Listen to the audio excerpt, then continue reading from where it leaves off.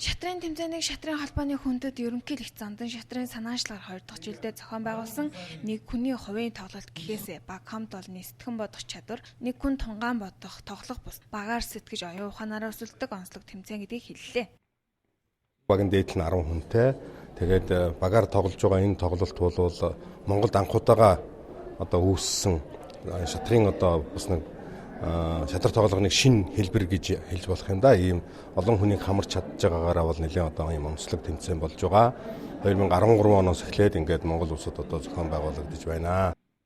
Энэ тэмцээн нэг багийн 5 гишүүн ээлж дарааллагаар нэг өрөг дээр нэг нүүдэлхийн солигдсон тоглох юм. Ингэснээр хувийн тоглолтын тоглодог тамирчдын хувьд багийн тоглолтын өрсөлдөх, багаар ажиллах чадварыг бий болгож өгч байгаа юм а.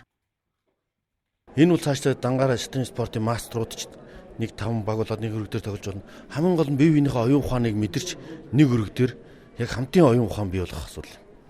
Одоо дэлхийд хиймэл оюун ухаан бүтээж хахад хүн төрөлхтөн хамтын оюун ухаан бүтээж ажил түүнийг ялж гарна гэсэн тийм номтой.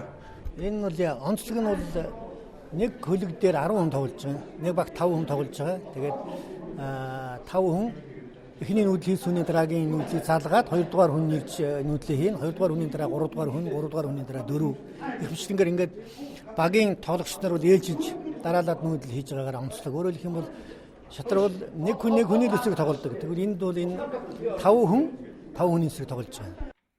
Шатрын тэмцээнд 20 багийн 100 тамирчин оролцлоо. Шатрын спортыг сонирхогч олон улсын цолтой тамирчин, дотоодын цолтой тамирчин, эмэгтэй тамирчин болон өсвөрийн тамирчин гэсэн 5 хүний бүрэлдэхүүнтэй баг тамирчид оролцсон. Өмнөх жилд 8 багийн 40 шатарчид оролцож байсан бол энэ жил 20 багийн шатарчид оролцож байгаа нь энэхүү тэмцээний цар хүрээг ихснийг илэрхийллээ.